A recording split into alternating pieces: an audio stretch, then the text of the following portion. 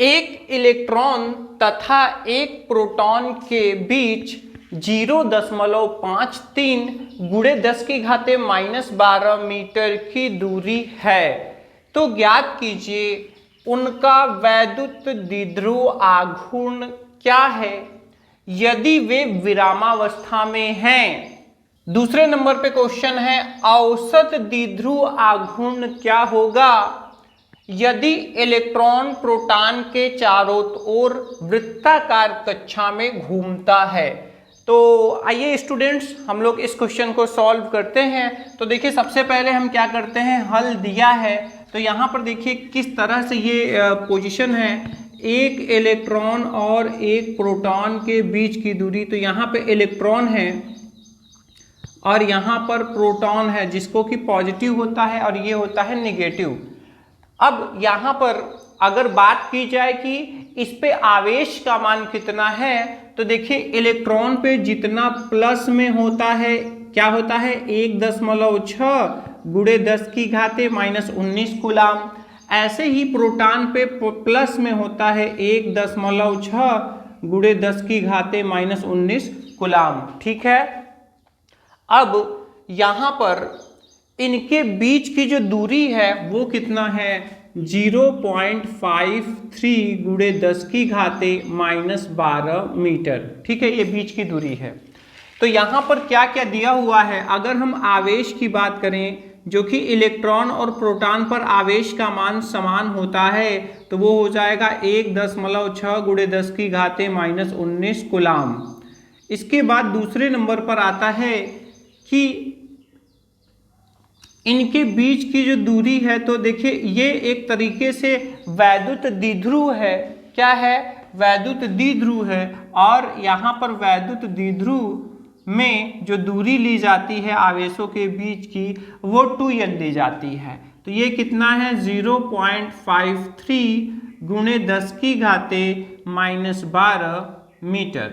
ठीक है, ये यहाँ पर दिया हुआ है। हमें क्या पूछ रहा है, हमें पूछ रहा है वैद्युत द्विध्रुव आघूर्ण, यानी कि हमको P का मान पूछा जा रहा है। ठीक है, स्मॉल p का मान हमको पूछा जा रहा है। अब यहाँ पर देखिए दो कंडीशन दिया हुआ है, फर्स्ट और सेकंड।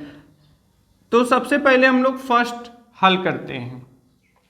तो यहाँ पर देखिए यदि वे विरामावस्था में हों तो विरामावस्था के लिए जो हम लोगों ने कंडीशन नॉर्मली पढ़ा है वही यहाँ पर लगेगा। तो हम क्या लिखेंगे, सूत्र से क्या होता है वैद्युत द्विध्रुव आघूर्ण स्मॉल p बराबर q, दोनों में से एक आवेश और दोनों आवेशों के बीच की दूरी। तो यहाँ पर ये हो जाएगा p बराबर q इंटू 2L। ठीक है, अब यहाँ पर अगर हम देखें तो Q का मान कितना है 1.6 गुणे 10⁻⁻19 कूलाम और यहाँ पर जो दूरी है 0.53 इंटू 10⁻⁻12। ठीक है, तो ये दोनों का मान है। अब हम यहाँ पर गुणा करेंगे तो देखिए 16 तियाँ 48 का 8 हासिल लगा 4, इसके बाद 16 पंजे 80 और 4 84 और यहाँ पर 2 अंक और 1 अंक कुल मिलाकर 3 अंक पर यहाँ पर दशमलव लग जाएगा। गुणे अब यहाँ पर देखिए 10⁻⁻19 है और 10⁻⁻12 है। तो फाइनली अगर हम करें तो 19 और 12 जोड़ेंगे तो ये कितना हो जाएगा, तो 9 और 2 11 का 1 हासिल लगा 1 1 1 2 और 1 3, ये 31 हो जाएगा। अब मानक रूप में लिखने के लिए हमें क्या करना पड़ेगा, दशमलव को 1 अंक उधर खिसकाना पड़ेगा। तो यहाँ पर ये हो जाएगा 8.48 गुणे 10⁻⁻32। अब यहाँ पे हमारा आंसर आ चुका है। इसका मात्रक क्या होगा, कूलाम मीटर। इसका मात्रक क्या होगा, कूलाम मीटर। ये हमारा यहाँ पर आंसर एक आ चुका है। ठीक है, तो अगर वो विरामावस्था में होंगे तो यहाँ पर जो इसका वैल्यू आएगा वो आएगा 8.48 गुणे 10⁻⁻32 कूलाम मीटर।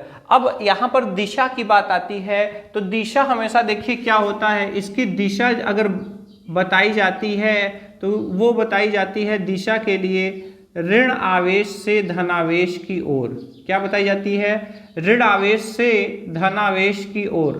तो आप यहाँ पर देखिए कि यहाँ पर ऋण आवेश किस तरफ है, ऋण आवेश है इस तरफ, और इधर से तो इसकी जो P की जो दिशा होगी, P की दिशा किधर होगी? ये इधर की तरफ होगी। यानी कि यहाँ पर अगर हमें दिशा बताना है तो दिशा हम यहाँ क्या बताएंगे? प्रोटॉन की ओर। क्या बताएंगे? प्रोटॉन की ओर।